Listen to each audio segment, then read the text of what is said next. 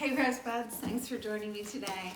I'm here in my foyer because it is so cold out right now. It's almost April 1st and I want to say it's 30 degrees, so we've been going back and forth on temps. So today we are going to be inside unboxing from High Country Roses.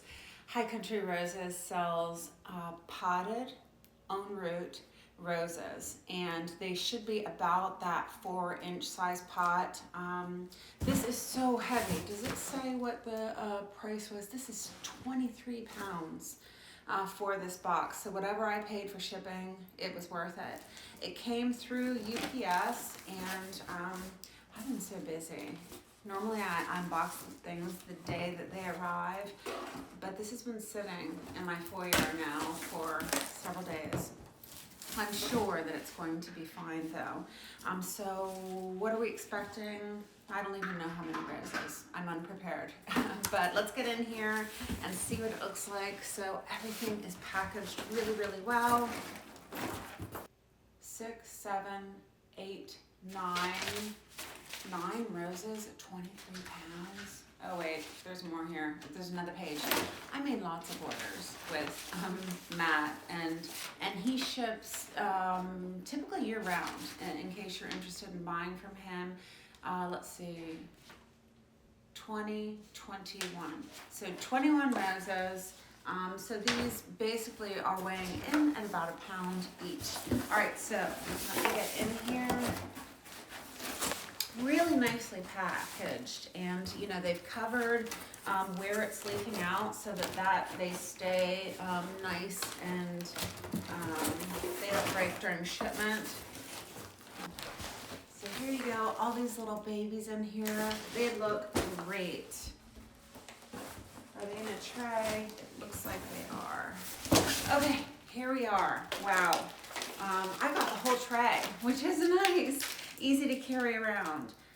Oh, so this poses a dilemma because I'm inside, but I'm no quitter. I typically like to share with you if it's fully rooted in, and I take it out of the pot. So let's see if I can do that for you. All right, I have it. Sorry. It's got a little bit of moss on top, or shavings on top to keep it moist. You can see it's fully rooted out, and it is not coming, all of the soil is not loose. So I think the rose looks really good. So let me go ahead now, and I've got a second box here. I'll open that one. Let me set this one on the ground and hope that my dog will leave it alone.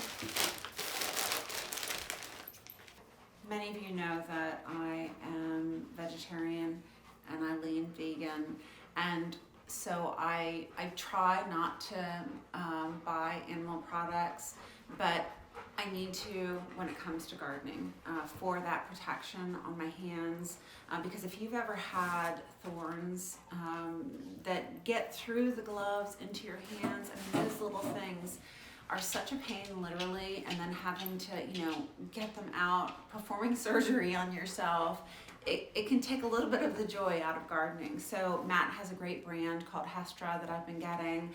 I buy extra large for my hands, and just in case you're wondering what size to get for yourself, but the gloves are truly amazing. So check those out, and you get to use the Rose Geek discount code not only on the plants, but on the gloves too.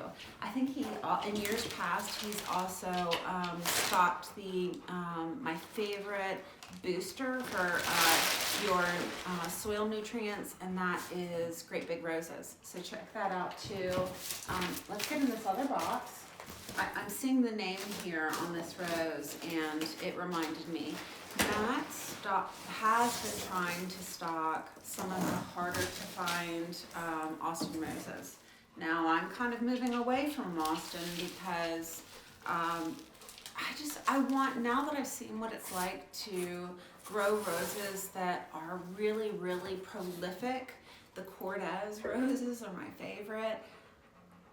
I just don't like wasting the yard space on an Austin, but I do understand the desire to grow the David Austin roses and make that determination for yourself. They really are pretty, but just not prolific. So when Matt opened up his site with the Austins on them, there was such a surge of interest that the site had some issues, and we all kind of felt sorry for Matt and his team because they'd worked so hard, and he underestimated, the rose geeks out there that wanted those Austins. But I was able to add charity, and I'm gonna try it, but I have a really sneaky suspicion that it's going to be, not a great rose, but I'll keep you posted through the season. And then Roxanne Veranda. This one is just starting to flush out, but I would say that the canes on it are 14 inches or so in size. Gold Bush, and this is a rose that I don't see grown very often. It's a Cordes rose, so I thought we'd give it a try and see how it does in my garden. So what did I get? I got Romantic Love, which is one of the new ones from Dwayne.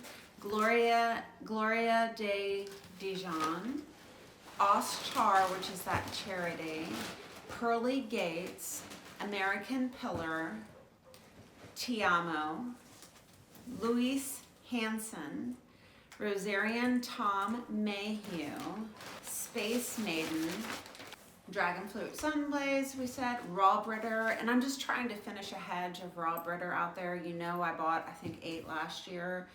Desert Sky, Midnight Fire, Roxanne Veranda, Sweet Love, which is another one by Dwayne, and I can't wait to see his roses bloom in my garden. Colorado Bravado, Crepuscule, Gold Bush, Sombriel, 2 Petite Peach, because I shared a spotlight on Petite Peach, and I think it's important to have different kinds of roses in your garden, little blooms and larger blooms. And to me, the sprays on Petite Peach just offset, your vase, and it just adds a lot of interest. So consider getting any of the Petite Peach, Petite Pink. They're really awesome. So we do get a 20% Rose Geek discount code. I'll pop that up here on the screen for you. Things to note, that I do not get a kickback ever when I give you guys a discount code. That is truly just to save you money. I like to share with you if the vendor knows who I am before they send the roses. In this case, Matt and I are friends. He does know. I sent him a message and I said, these are the roses that I'm buying from you. I did not get free roses. I buy all of my roses so that I can share an honest review with you. A lot of people throw that out there too, that I'm getting free roses or I'm getting a kickback. No, that's not the case.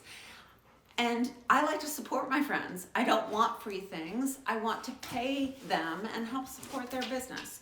So I just want to throw that out there also. What am I doing with these roses? First, you need to harden them in. What does hardening in mean? Hardening in means getting them used to your environment.